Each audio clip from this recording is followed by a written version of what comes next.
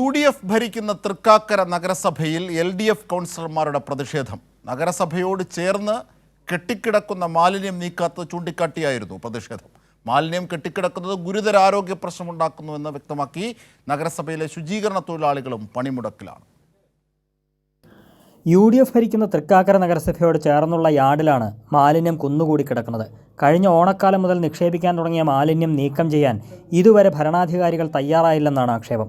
നഗരസഭാ കൗൺസിൽ നടക്കവെ പ്രതിപക്ഷാംഗങ്ങൾ മാലിന്യ പ്രശ്നം ഉയർത്തിയത് ബഹളത്തിനിടയാക്കി. LDFന്റെ പ്രതിഷേധം ശക്തമായതോടെ കൗൺസിൽ പിരിച്ചുവിടുകയായിരുന്നു. പ്രദേശത്ത് മാലിന്യം നിക്ഷേപിക്കരുതെന്ന കോടതി ഉത്തരവ് പോലും അവഗണിക്കുകയാണ് UDF നേതൃത്വമെന്ന് LDF കൗൺസിലർ റസിയ നിഷാദ് പറഞ്ഞു. ഒരു ഉത്തരവാദിത്വം ഇല്ലാണ്ടാണ് ഇവിടുത്തെ ഭരണ സമിതി ഇങ്ങനെ മുന്നോട്ട് പോയിക്കൊണ്ടിരിക്കുന്നത്. ഇവിടെ ഡംപ് ചെയ്ത് ഇവിടെ സംസ്കരിക്കാൻ പാടില്ല എന്നുള്ളത് കോടതി ഉത്തരവാണ്.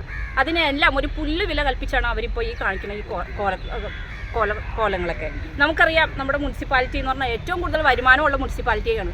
പക്ഷേ ഇതിൻ്റെ ഈ വേസ്റ്റിൻ്റെ കാര്യത്തിൽ യാതൊരു വിധത്തിലുള്ള ഒരു തീരുമാനമെടുക്കാൻ ഈ ഭരണസമിതിക്ക് കഴിഞ്ഞിട്ടില്ല. വിവിധ വാർഡുകളിൽ നിന്ന് ഹരിതകർമ്മസേന ശേഖരിക്കുന്ന മാലിന്യം നഗരസഭയ്ക്ക് സമീപത്തെ യാർഡിൽ നിക്ഷേപിക്കുകയും കരാർ നൽകിയ കമ്പനികൾ ഇവിടെ നിന്ന് നീക്കം ചെയ്ത് കൊണ്ടുപോവുകയുമാണ് പതിവ്.